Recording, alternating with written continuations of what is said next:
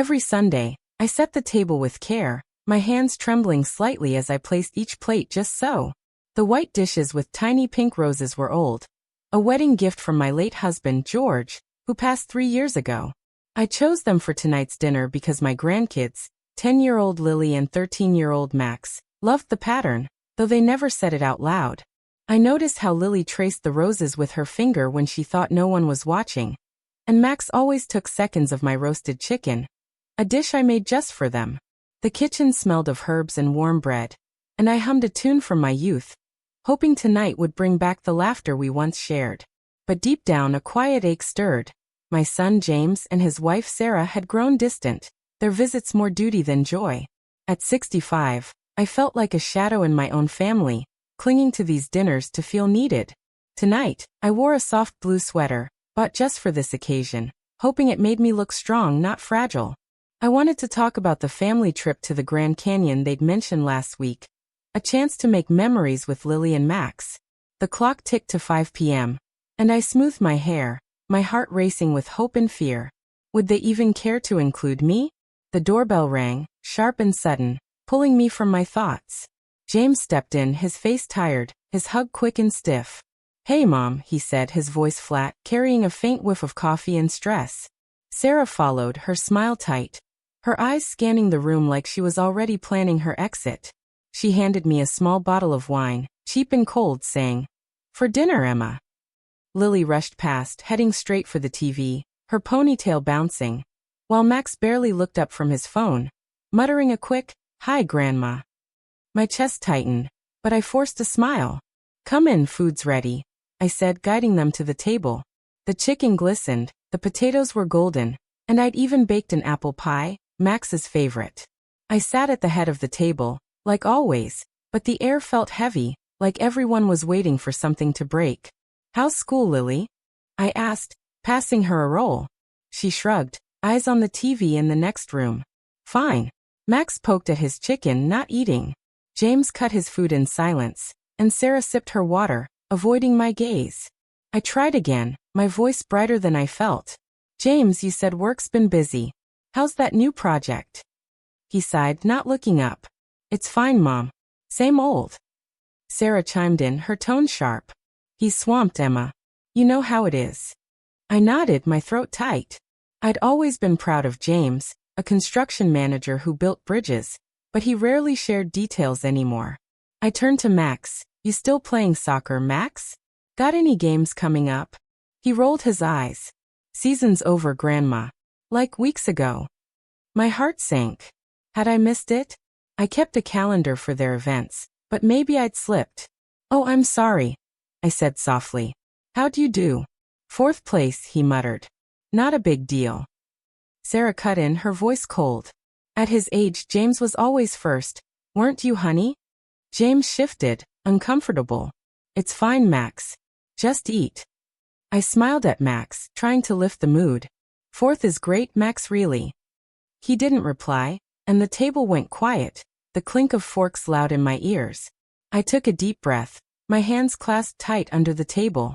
I couldn't wait any longer. "So," I said, my voice shaky, "I heard you're planning that Grand Canyon trip. Sounds amazing. When are you going?" James and Sarah exchanged a quick look, and my stomach twisted. Something wasn't right. James cleared his throat, staring at his plate. "Yeah, in 3 weeks. A big group's going." My smile wavered. "Oh, that's wonderful. Who's all coming?" Sarah leaned forward, her voice smooth but firm. "My parents, my brother and his kids, a few cousins. It's a full van, Emma." I blinked, confused. "A van? How many seats?"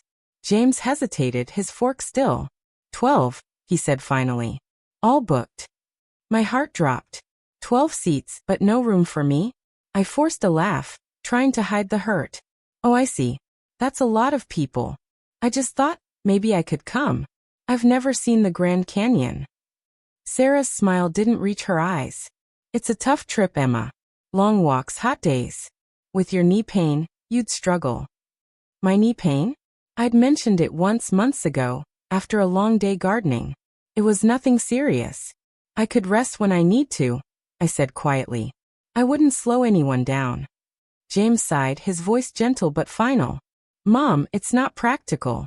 The kids need to run around, and we can't keep checking on you. You get that, right? I stared at him, my son, the boy I'd raised, and felt a cold wave wash over me. They didn't want me there. Not just didn't invite me, they'd planned it without me. Lily looked up, her eyes soft for a moment, but she said nothing. Max kept scrolling on his phone. I nodded, my voice barely a whisper. Of course. I understand. Sarah exhaled, relieved. Good. Some people would make a fuss, but you're always so reasonable, Emma. James nodded, a faint smile on his face. Yeah, Mom's great like that. I felt something crack inside, a sharp pain I couldn't name. For 3 years since George died, I tried to be easy, to not burden them. I babysat when they needed, cooked these dinners, stayed quiet when they canceled plans. And now, I was left out of a family trip, like I didn't belong. Dessert? I asked, standing to clear the plates, my hands shaking. I made pie. Sarah waved a hand. We're watching our sugar, but the kids can have some. James glanced at his watch. We gotta head out after dessert, Mom. Got stuff to do. I nodded, carrying the plates to the kitchen, my eyes burning. In the quiet, memories flooded in. George teaching James to ride a bike, Lily giggling as I braided her hair, Max hugging me after his first goal. When had I become invisible? I sliced the pie, my hands unsteady, and overheard Sarah whisper to James. Told you she'd be fine with it. My grip tightened on the knife. Fine? I wasn't fine. I returned with the pie, setting it down. Max took a bite, then pushed it away. Not hungry, he said. Sarah shrugged. He's on a diet for soccer. I bit my lip, holding back words I knew I'd regret. They finished quickly, and James stood. Thanks, Mom. Great dinner. Sarah echoed. Yeah, thanks, Emma. The kids mumbled goodbyes, already at the door. Next Sunday. I asked, my voice small. James hesitated. Maybe. We're busy with trip stuff. I nodded, watching them leave, the door clicking shut. The house felt too big, too quiet. I cleared the table, my hands moving on their own, and found a folded paper under Sarah's chair. I picked it up, thinking it was trash, but my eyes caught the words, Grand Canyon Tour Confirmation. My heart stopped. I shouldn't have looked, but I did. The list named 11 people, James, Sarah, Lily, Max, Sarah's family, and a cousin I barely knew. The van? 13 seats. My hands shook. 13 seats for 11 people. They'd lied. There was room. They just didn't want me. I stood frozen in my dining room. The Grand Canyon Tour confirmation crumpled in my hand. 13 seats for 11 people. The words blurred as my eyes stung, but I read them again, hoping I'd missed something. I hadn't. James, Sarah, Lily, Max, Sarah's parents, her brother, his kids, and some cousin named Rachel, who I'd met once at their wedding. My name wasn't there. My chest felt like it was caving in, each breath sharp and shallow. They didn't just forget me. They chose to leave me out. I sank into a chair, the paper trembling in my grip, and let the silence of the house swallow me. Why? What had I done to become so unimportant? I thought of George, how he'd always made me feel like the heart of our family. Now I was nothing but a leftover plate they scraped clean and forgot. The clock ticked, loud and mocking. I wanted to call James, to scream, to ask why he'd lied, but my phone stayed untouched on the table. What would I even say? Why don't you want me? The thought alone made my throat close up. I smoothed the paper, my fingers brushing something handwritten on the bottom.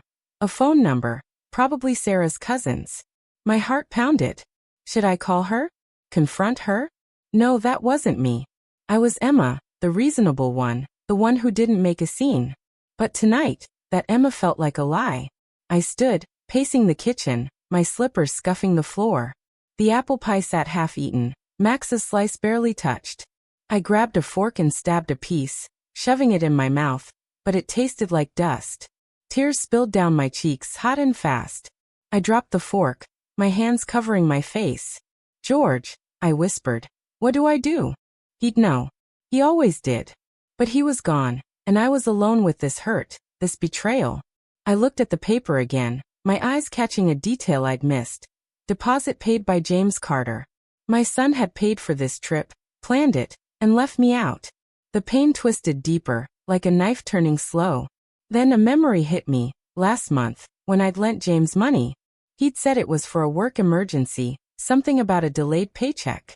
I'd written him a check for $2,000, no questions asked, because he was my son. Now I wondered, was that money for this trip? Had I paid for my own exclusion? My stomach churned, and I ran to the sink, gripping the edge, afraid I'd be sick. I stared out the window into the dark, my reflection staring back, old and tired. "You're a fool, Emma," I muttered. "A stupid, trusting fool." I needed air. I grabbed my coat and stepped outside, the night cold against my wet cheeks. The street was quiet, just the hum of a distant car. I walked, not knowing where, the paper still clutched in my hand. My knees ached, but I didn't care. I passed the park where George and I used to take James, where Lily learned to swing. Each step felt heavier, like I was carrying every moment I'd been pushed aside. The time Sarah canceled dinner last minute, because something came up. The way Max stopped hugging me, his eyes glued to his phone. Lily's quick "fine" when I asked about her day. I'd told myself it was normal, that families grow apart, but now I saw it clear. They didn't need me. I stopped at a bench, my breath foggy in the air. I sat, unfolding the paper again, my fingers numb. That's when I noticed something else. A second page, stuck to the first. I peeled it apart, my heart racing. It was a receipt, dated 2 weeks ago, for a storage unit in James's name. Why would he need storage? They had a big house, plenty of space. My mind spun, grasping at possibilities. Was he hiding something? Moving out? No, that didn't make sense. But the receipt felt like a clue, a secret I wasn't meant to find. I tucked it in my pocket, my hands shaking, not from cold but from a growing anger I didn't recognize. Back home, I couldn't sleep.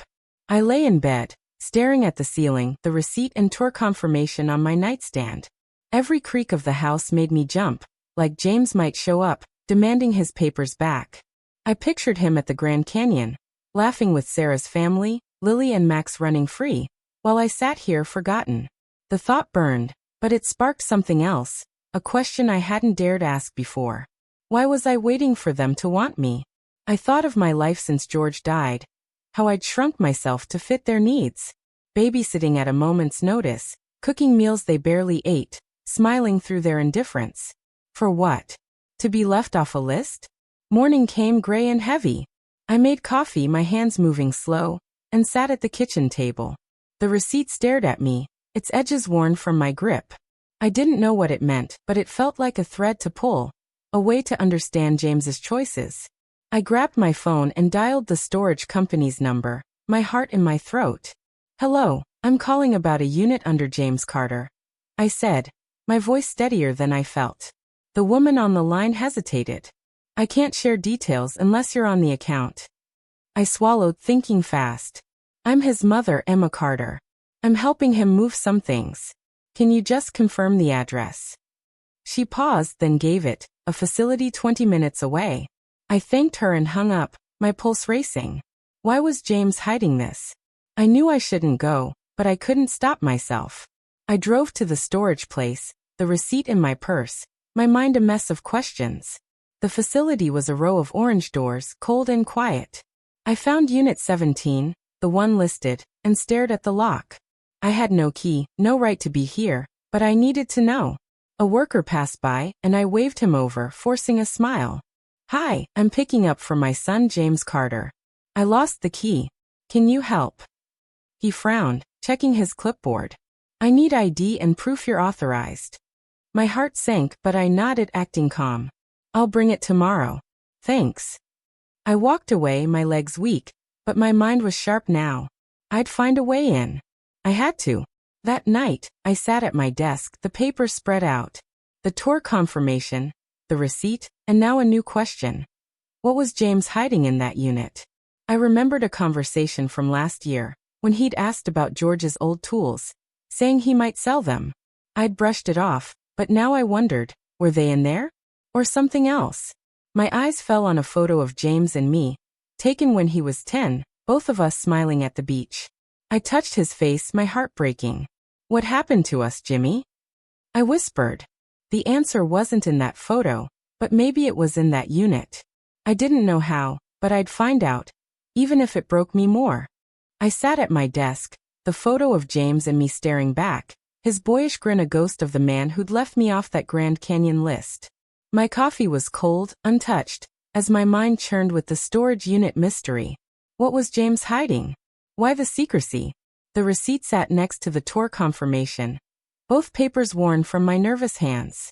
I felt a fire in my chest, not just anger, but a need to understand why my own son had pushed me away. I wasn't ready to give up, not yet. I grabbed my purse, tucked the receipt inside, and headed out, the morning air sharp against my face. My old sedan rattled as I drove back to the storage facility, my heart pounding with a mix of fear and determination. I didn't have a plan, just a gut feeling that whatever was in Unit 17 held answers. At the facility, the orange doors loomed like silent guards. I parked and sat for a moment, gripping the steering wheel, my knees aching from the drive. I wasn't young anymore, but I wasn't weak either.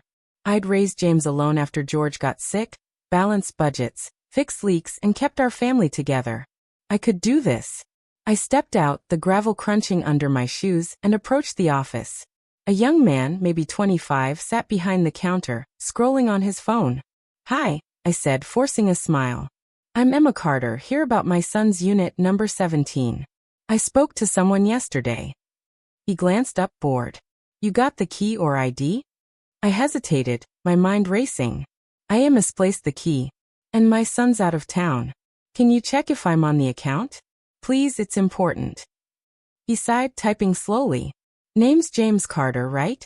Only one person listed him. Sorry, ma'am, I can't let you in."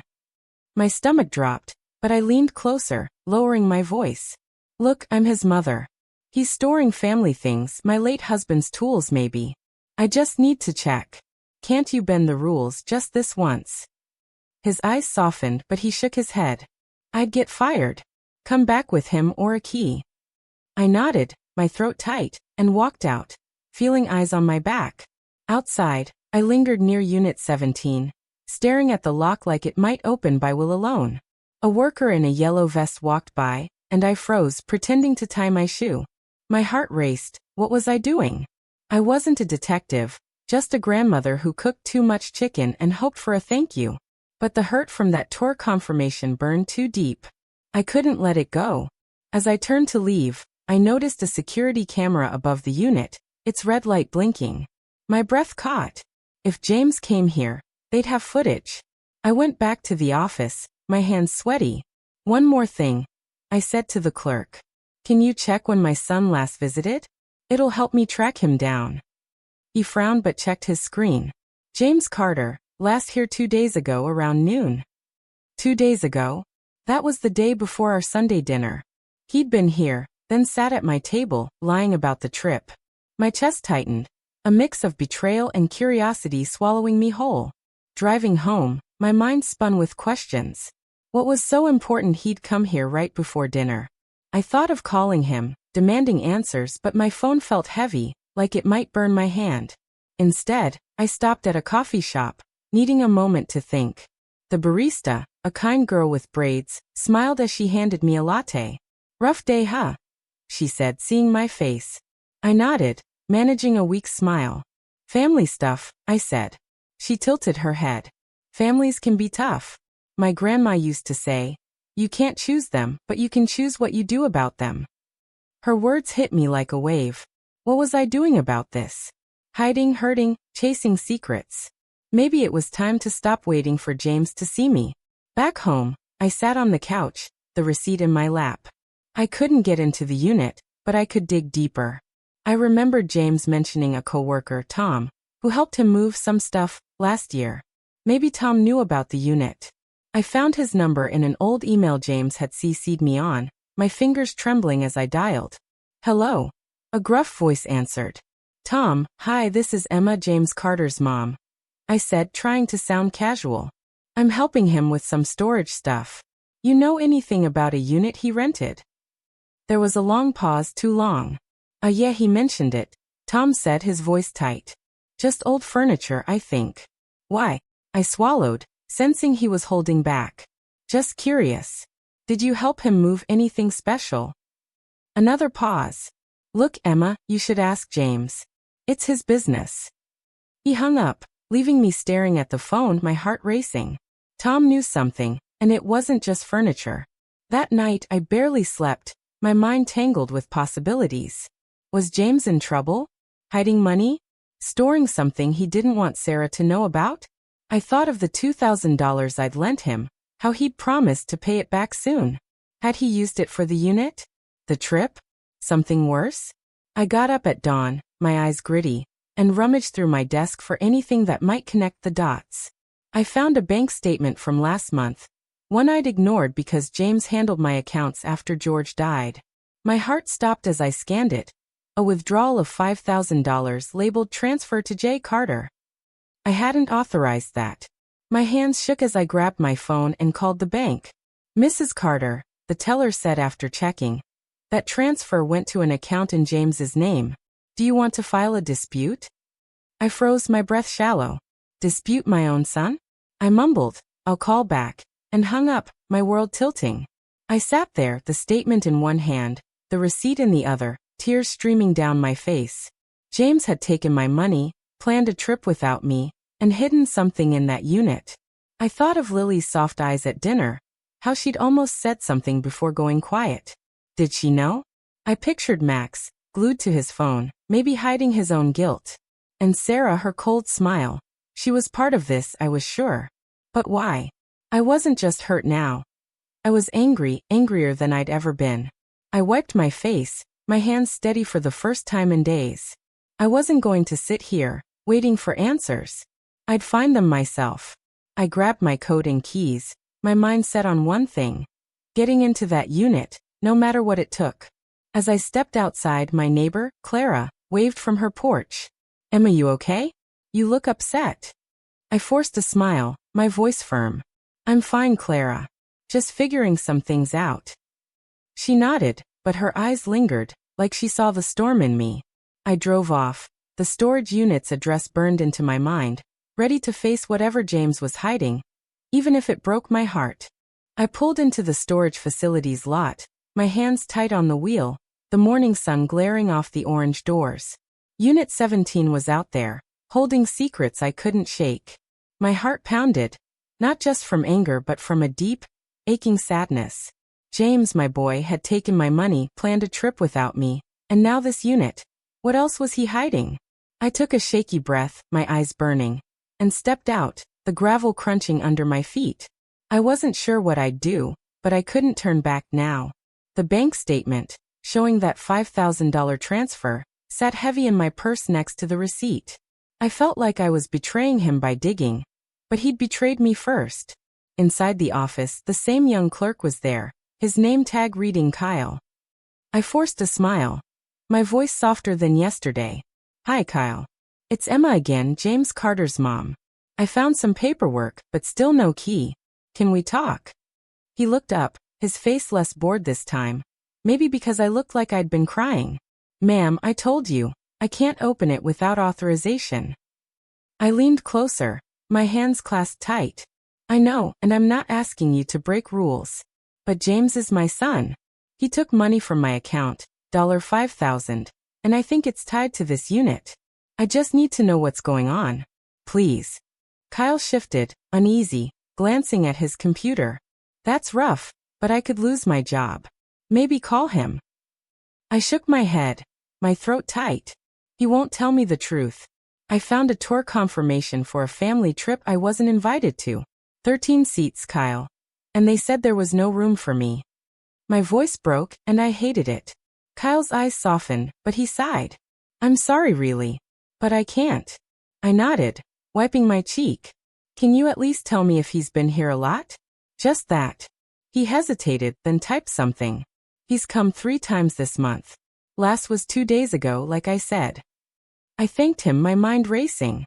3 visits? For what? Outside, I stood by Unit 17, the lock mocking me. A crazy thought hit. Maybe I could break it. I laughed bitter, at the idea of me, a 65-year-old grandma, smashing a lock. But the hurt pushed me forward. I walked back to my car, my eyes catching a small diner across the street. Maybe coffee would clear my head. Inside, the smell of bacon and syrup hit me, and I slid into a booth, my hands still shaking. A waitress, maybe 50, with kind eyes and a name tag saying Doris, came over. "You look like you need more than coffee, hon," she said, pouring me a cup. I smiled, weak. "Just a bad week. Family stuff." She nodded, sitting across from me, her apron crinkled. "Family can break your heart. My daughter stopped talking to me for a year once. What's going on with yours?" I didn't mean to spill, but her warmth pulled it out. "My son, James, he's pushing me away. Lied about a trip, took my money, and now there's this storage unit he's hiding." Doris's eyes widened. "That's heavy.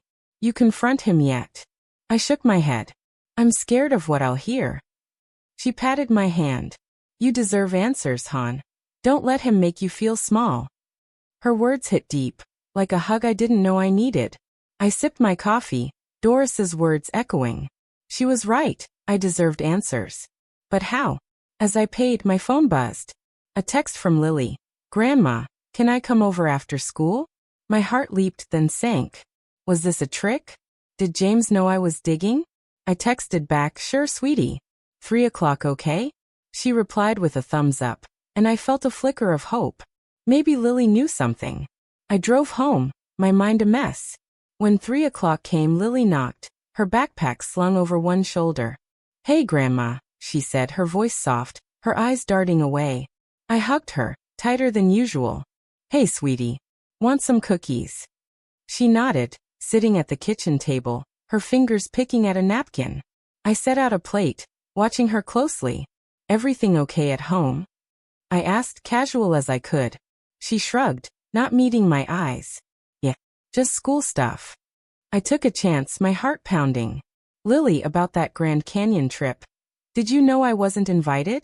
Her face froze, her hands still. Yeah," she whispered. "Mom said you'd be uncomfortable." My chest ached. Uncomfortable? "Lily, they said there was no room, but the van has 13 seats." Her eyes widened, filling with tears. "Grandma, I didn't know they lied. I thought you didn't want to come." I reached for her hand, my own shaking. "Oh, sweetie, I'd have loved to go. Why didn't you ask me?" She sniffed, wiping her face. "Dad said not to. He said you're fragile." Fragile? The word stung, worse than Sarah's comments about my knees. "I'm not fragile, Lily," I said, my voice firm. "I raised your dad, kept this family going after your grandpa died. I'm stronger than they think." She nodded, tears falling. "I'm sorry, Grandma. I shouldn't click." I wanted to keep going, but my throat closed up. I couldn't believe it. Lily, my sweet girl, carrying their lies. "It's okay, sweetie," I said, my voice processor. System, got it. I'll write the 5th section of the story, ensuring it's packed with even more emotion, dialogue, and twists, while staying humanized and emotionally engaging, with 7,000 characters to keep the audience hooked. Lily's words hit me like a punch, her tears confirming the lie about the 13-seat van. My heart ached as I hugged her, feeling her small body shake with sobs. "I'm so sorry, Grandma," she whispered, her voice breaking. "I wanted you to come, I swear." I pulled back, my eyes burning too. "I know, Lily. It's not your fault." I stroked her hair, my chest heavy with the weight of her words. "They shouldn't have lied to you." She sniffed, nodding. "Dad said it was better this way, that you'd be happier here." I swallowed hard, the word fragile echoing in my mind. "I'm not fragile," I said softly, more to myself than to her. "I'm strong enough to handle this." She looked up, her eyes wide and wet. "You are, Grandma. I'm sorry." I hugged her again, my heart swelling with love and pain. "It's okay, sweetie. We'll figure this out together." She nodded, clinging to me, and I felt a spark of hope. Maybe Lily could help me understand James's secrets. I stood, my knees aching, and walked her to the door. "Come back tomorrow, okay? We'll talk more." She nodded, her ponytail bouncing, and left, her footsteps heavy. I closed the door, my heart pounding. Lily knew something, and I needed to know what. I grabbed my purse, the bank statement and storage receipt inside, and headed to the car, my mind racing. The storage unit was my next step, But first, I needed to talk to Clara, my neighbor, who'd seen me upset yesterday. She was weeding her garden when I knocked on her gate. "Emma, you okay?" she asked, standing up, her hands dirty. I shook my head, my throat tight. "Clara, can we talk?" She nodded, leading me to her porch. I spilled everything. The trip, the money, the unit, Lily's confession. Her face softened, her eyes kind. "Oh, Emma, that's awful," she said, sitting beside me. "What are you going to do?" I clutched the receipt, my voice shaky. "I need to get into that unit. I think James is hiding something big." Clara frowned, worried. "You sure about this? It could hurt more." I nodded, my eyes burning. "I have to know, Clara. He's my son." She hugged me, her arms warm. "Then let's figure it out. I know a guy who can help with locks." My heart skipped. "Really?" She nodded, smiling. "Old friend. He's discreet." I thanked her, my chest lighter for the first time in days. Clara's friend could be my way in. And Lily's tears had shown me I wasn't alone. I drove home, my hands steady, ready to face whatever came next, my heart full of love, hurt, and hope. I sat on my couch, the storage receipt and bank statement spread out on the coffee table, my hands still shaking from Lily's visit. Her words, I didn't know they lied, kept replaying, each one a stab to my heart. My granddaughter had been part of their secret, even if she didn't mean to. I wiped my eyes, the silence of the house pressing in, and thought of James, my boy, who'd called me fragile. The pain mixed with anger, pushing me to keep digging. I couldn't stop now, not after finding out about the $5,000 he'd taken. Clara's promise of a lock guy gave me hope, but waiting felt like torture. I needed to do something.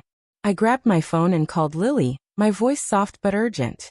"Sweetie, it's Grandma. Can you talk?" She hesitated, her voice small. "Yeah, I'm in my room." I took a breath, my heart racing. "Lily, did your dad ever mention a storage unit? Or anything about money?" She went quiet, too quiet. I heard him and Mom arguing once," she said finally. "Dad said something about needing space for stuff so you wouldn't worry." I didn't get it. My chest tightened. "Space for what?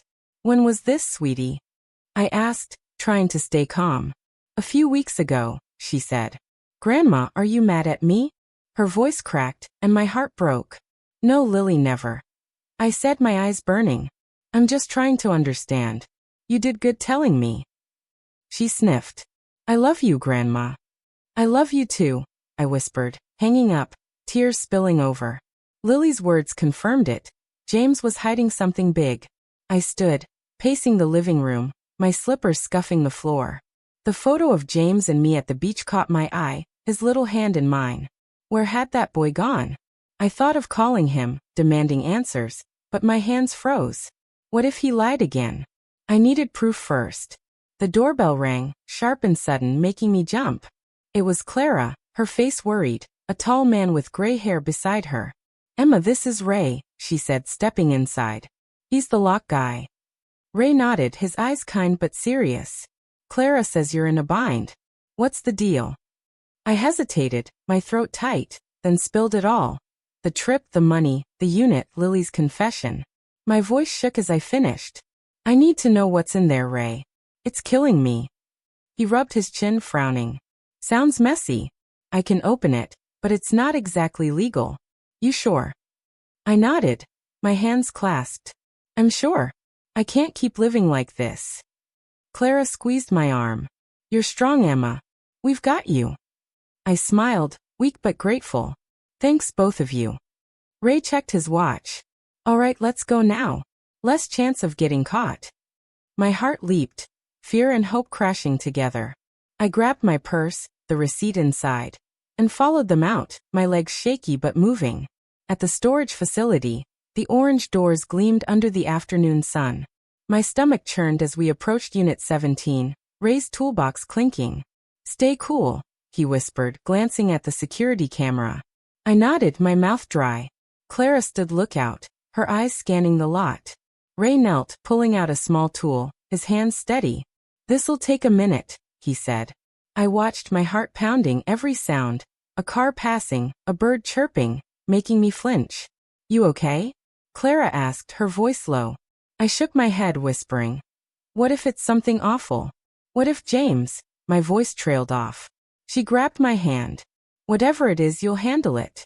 You're not alone." I squeezed her hand, tears pricking my eyes. The lock clicked and Ray stood. "Got it," he said, pulling the door up. My breath caught. Inside were boxes, some labeled tools, others unmarked, and a small safe in the corner. My heart sank. What was this? I stepped inside, my hands trembling, and opened a box labeled tools. Inside were George's old wrenches, his hammer, things I hadn't seen since he died. "Why hide these?" I whispered, confused. Ray shrugged. "Maybe he's selling them." I shook my head, my gut saying no. I moved to an unmarked box, my fingers fumbling with the tape. Inside were papers, bank statements, not mine but James's. I scanned one, my eyes catching a transfer. $10,000 to an account I didn't recognize. My chest tightened. "Clara, look," I said, handing her the paper. She frowned, reading. "Emma, this doesn't look right." Ray glanced over. Could be debt. Or something worse. I felt sick. Debt. Was James in trouble? I turned to the safe, my hands shaking. "Ray, can you open this?" He nodded, kneeling again. "Give me a sec." As he worked, my phone buzzed. James. My heart stopped. I showed Clara the screen. "Answer it," she said. "Act normal." I swallowed, my voice fake cheery. "Hey, James." His voice was sharp. "Mom, where are you? Lily said you about some storage stuff." My blood froze. Lily told him? "I'm at home." I lied, my eyes on the safe. "Just tell him you're busy and can't talk now." He sighed, annoyed. "We need to talk soon, okay? About money and stuff." I nodded, my heart racing. "Sure, honey. Tomorrow?" He grunted and hung up. Clara whispered, "He knows something's up." Ray stood, the safe open. "You're in luck," he said. Inside was a folder. I grabbed it, my hands shaking. The first page was a contract.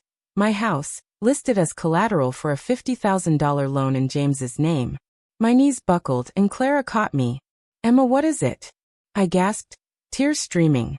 He used my house. For a loan." My voice broke, the truth hitting like a wave. James hadn't just taken my money, he'd risked everything I had. I loved.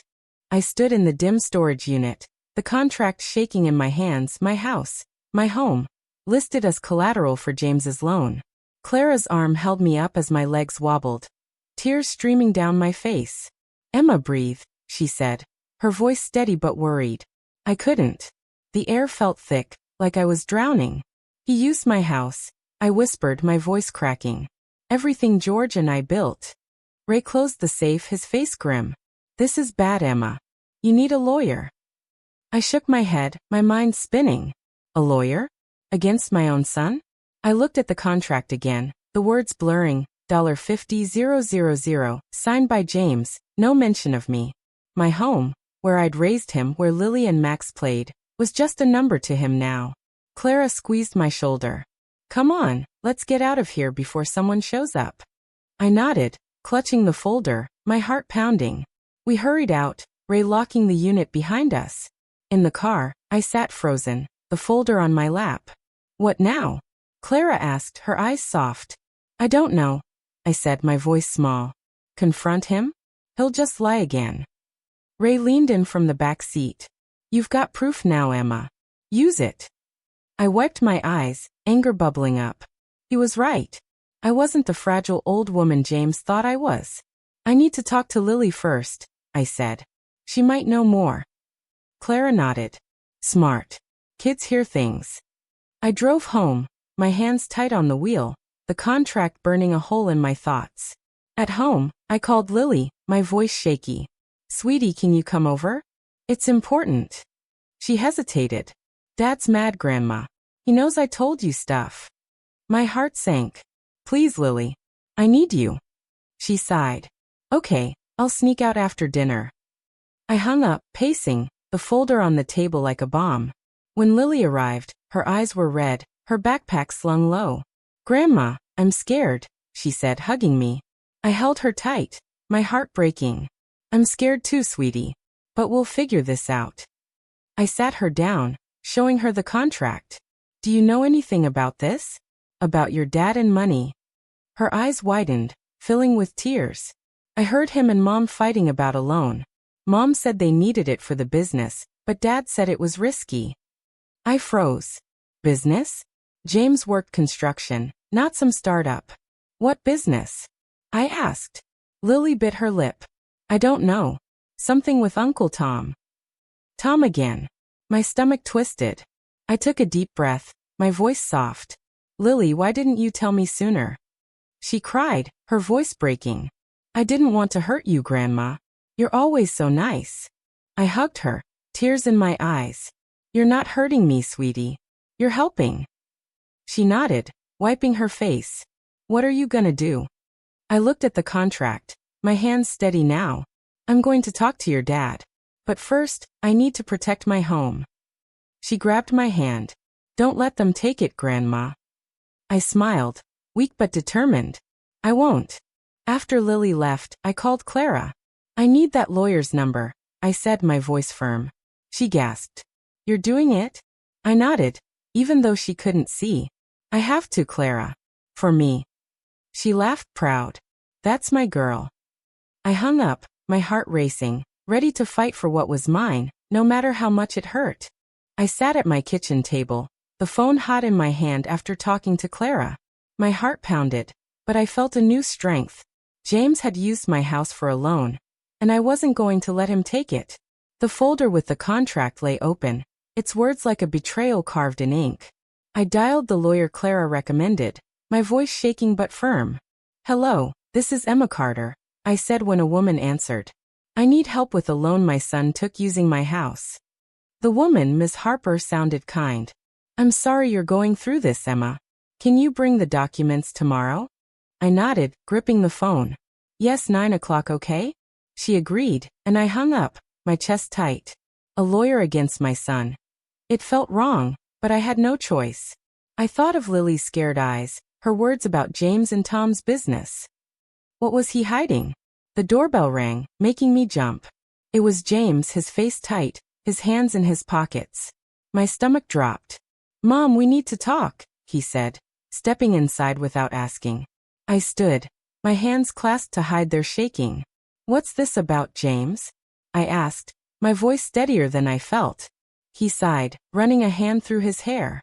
Lily said you're asking questions, about money, some storage unit. What's going on? I stared at him, my son, and felt a wave of hurt. You tell me, James. Why'd you take $5,000 from my account? Why's my house collateral for your loan? His eyes widened, then narrowed. How do you know about that? I pulled the contract from the table, holding it up. I found this. In your storage unit. His face paled. You broke in? Mom, that's crazy. I shook my head, tears pricking my eyes. Crazy? You lied about the Grand Canyon trip, said there was no room when the van had 13 seats. You took my money, my home. How could you? My voice broke, and he looked away, his jaw tight. Mom, it's not what you think, he said, his voice low. I needed the loan for work. Things got tight. I stepped closer, my heart pounding. What work? Lily said something about a business with Tom. What's going on, James? He flinched, his eyes darting to the floor. It's just a side thing, okay? Construction supplies. Tom and I were trying to start something. I felt sick. And you used my house for it? Without asking. He sighed, frustrated. I was going to tell you, but you'd worry. You always do. I laughed, bitter, tears falling. Worry? James, I raised you alone after your dad died. I gave you everything. And you treat me like I'm nothing. He rubbed his face, his voice soft. I didn't mean to hurt you, Mom. I'll fix it, I swear. I shook my head, my voice firm. No more lies, James. I'm seeing a lawyer tomorrow. His eyes widened, panic flashing. A lawyer? Mom, come on, we're family. I looked at him, my heart breaking. Family doesn't do this, James. He left, the door clicking shut, and I sank to the floor, sobbing. I loved him, but I couldn't trust him anymore. I thought of George, how he'd hold me when things got hard. What do I do? I whispered, my hands shaking. The phone rang. Clara. Emma, you okay? she asked, her voice shaky. James was here, I said, wiping tears. I told him about the lawyer. She gasped. Good for you. What did he say? I told her about the business, Tom, his excuses. He's scared, Clara, I said. But he's still lying. She sighed. You're doing the right thing. Come over tomorrow after the lawyer. We'll figure out the next step. I nodded, my heart heavy but sure. Thanks, Clara. I hung up, staring at the contract, ready to fight for my home, even if it meant losing my son. I stood in my kitchen, the phone still warm from Sarah's cold words. You're old, Emma, she'd said, like my years made me nothing. My hands shook, but not from fear. Anger burned through me, hot and fierce. I wasn't useless. I'd raised James, kept our family whole after George died. And now I was fighting for my home. I wiped my tears, my heart heavy but sure. I needed to move forward, not just for me, but for Lily, who believed in me. The doorbell rang, and I froze, expecting James or Sarah. It was Clara, her face soft, holding a thermos. Brought you soup, she said, stepping in. You okay after that call? I sighed, sitting at the table. Sarah called me old, Clara. Said I don't get their struggles. Clara's eyes flashed. That's nonsense, Emma. You've lived more struggle than she'll ever know. I nodded, my throat tight. I told her off, but it hurts. She hugged me, her voice firm. You stood up to her. That's power. I smiled, weak. I don't feel powerful. Clara laughed. You will. You're taking your life back. We sipped soup, and I told her about Ms. Harper's plan to freeze the loan. She's fast, Clara said, proud. What's next? I looked at the contract, my voice steady. I confront James again with proof. No more lies. Clara nodded. Want me there? I shook my head. I need to do this alone. She squeezed my hand. You're not alone, Emma. Call me after. After she left, I called James, my heart pounding. We need to talk, I said, my voice firm. He sighed, annoyed. Mom, I'm busy. Can't this wait? I gripped the phone. No, James. Tomorrow here, 6 o'clock. Bring Sarah. He paused, then muttered, fine. I hung up, my chest tight. Tomorrow I'd face them both, no backing down. That afternoon Lily texted. Grandma, can I call? I smiled, dialing her. Hey, sweetie, I said, my voice soft. You okay? Her voice shook. Mom and Dad are fighting about you. Mom says you're causing trouble. My heart sank. I'm not, Lily. I'm protecting my home. She sniffed. I know. I heard Dad say he's sorry, but Mom said it's too late. I froze, hope flickering. Sorry? What else did he say? Lily whispered. He said he messed up, that he loves you. Tears fell, my voice stayed strong. Thanks for telling me, sweetie. I love you, she cried. Don't give up, Grandma. I smiled, tears streaming. I won't. The next evening, James and Sarah arrived, their faces tight. I stood tall, the contract in hand. Sit, I said, my voice calm. Sarah rolled her eyes. Emma, this is dramatic. I ignored her, looking at James. You used my house for a $50,000 loan. You took $5,000 from my account. What? James shifted, his eyes low. Mom, I told you it was for work. I held up the contract, my voice sharp. Work. Or some business with Tom. You forged my name, James. Sarah scoffed. You're blowing this up, Emma. We needed the money. I turned to her, my heart pounding. My house isn't yours to take, Sarah.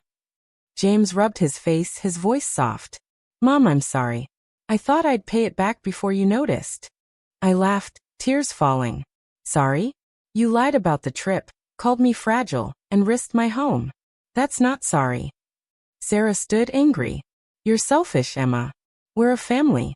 I stepped closer, my voice fierce. Family doesn't steal, Sarah. I'm done being your doormat. James looked up, his eyes wet. Mom, please. Let's fix this. I shook my head, my heart breaking. I'm fixing it, James. With a lawyer. They left, Sarah slamming the door, and I sank to the couch, sobbing, but stronger than ever. I woke up with a heavy heart. The memory of James's angry face burned into my mind. My kitchen felt too quiet, the contract still on the table, a reminder of his betrayal. I sipped coffee, my hands shaky, and got ready to meet Miss Harper, the lawyer. At her office, she greeted me with a warm smile, her desk piled with papers. "Emma, tell me everything," she said, pen in hand. I spilled it all. The $5,000, the loan, my house as collateral, James's lies about the trip. My voice broke as I showed her the contract. "He's my son," I said, tears falling. "How do I fight him?" Ms. Harper leaned forward, her eyes kind. "You're protecting yourself, Emma. This loan's not legal if he forged your name. We can freeze it and demand proof." I nodded, my chest tight. "What if he hates me?" She sighed. "He might for a while. But you're not the one who broke trust." Her words hit hard, and I left with a plan: file a claim to stop the loan. It felt like a knife in my heart, but I had to do it. Back home, Lily called, her voice small. "Grandma, can I see you?" I smiled weak. "Come over, sweetie." When she arrived, her eyes were puffy. "Dad's so mad," she said, hugging me. "He said you're ruining everything." My heart sank. "What else did he say?" I asked, sitting her down. She bit her lip. "He told Mom you're selfish, that you don't care about our family." I gasped, tears pricking. "Selfish? Lily, I gave him everything, money, my home, my love." She grabbed my hand, crying. "I know, Grandma. I told him you're not like that, but he wouldn't listen."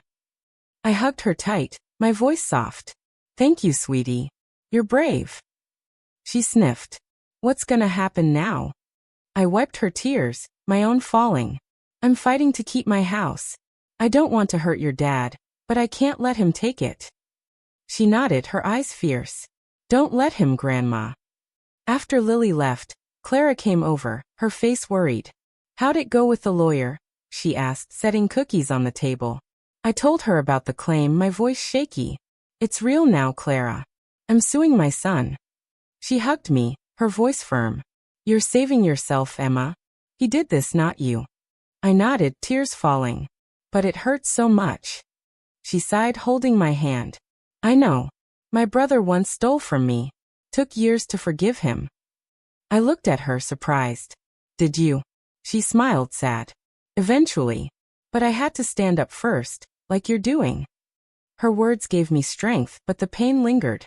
I thought of James's voice, calling me selfish, and felt a new anger. He'd twisted everything, made me the bad guy. That night, Sarah called, her voice cold. "Emma, what's this about a lawyer?"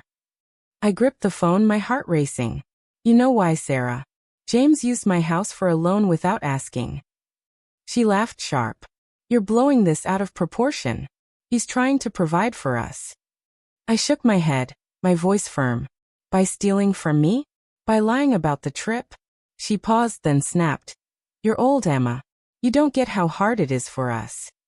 I felt a fire in my chest. "Don't you dare, Sarah. I raised James alone, kept this family together. You don't get to call me old and useless." She went quiet, then hung up. I stood there, shaking, tears streaming. I wasn't useless. I was Emma, and I was done being pushed aside. I sat on my couch, the echo of Sarah's slammed door ringing in my ears. My heart ached, but a new strength pulsed through me. I'd stood up to James and Sarah, called out their lies, and protected my home. The contract, still on the table, was proof of my fight. I wasn't the fragile old woman they thought. I was Emma, and I was enough. The next morning, I met Miss Harper, my hands steady as I handed her the papers. "File the claim," I said, my voice firm. She nodded, smiling. "You're doing the right thing, Emma. We'll stop this loan." I left her office, the weight of years lifting. I'd spent too long pleasing others, shrinking myself to fit their needs. No more. That afternoon, Clara came over, her eyes bright. "You look different, Emma," she said, hugging me. I laughed soft. "I feel different. I'm done letting them walk over me." She grinned. "That's my girl. What's next?" I took a deep breath. "I'm moving. Somewhere new, where I can start fresh." Clara's eyes widened. "Really? Where?" I smiled, thinking of a coastal town I'd seen in a magazine, full of art classes and friendly faces. "Havenport," I said. "It's got a beach, a community center. I want to live for me now." Clara clapped, excited. I'm visiting you there, deal? I nodded, tears pricking. Deal. A week later, Lily came by, her face nervous. Grandma, are you really leaving? She asked, sitting close. I nodded, holding her hand. I need to, sweetie. But you can visit anytime. Her eyes filled with tears. I'm sorry about Dad. He feels bad, you know. I sighed, my heart heavy. I know, Lily. I love him, but I have to love myself too. She hugged me, her voice small. I'll miss you. I kissed her forehead. I'll miss you too, but I'm not gone. I'm just finding my place. She smiled, wiping her eyes. You're so strong, Grandma. Months later, I stood on Havenport's beach, the waves crashing soft. I'd sold my house, paid off the loan with Miss Harper's help, and moved here. My new apartment was small, but mine, filled with paintings I'd started in a local art class. I joined a book club, made friends, Maria, who laughed loud, and Tom, who shared my love for old music. One day, James called, his voice shaky. Mom, I'm sorry, he said. I was wrong. Can we talk? I paused, my heart torn but clear. Maybe one day, James, I said. But I'm happy now. I hope you find that too. He went quiet, then whispered, I'm proud of you. I hung up, tears falling, but I smiled. I'd chosen myself. The moral? You're never too old to stand up, to find your worth, to live for you. I was 65, and my life was just beginning.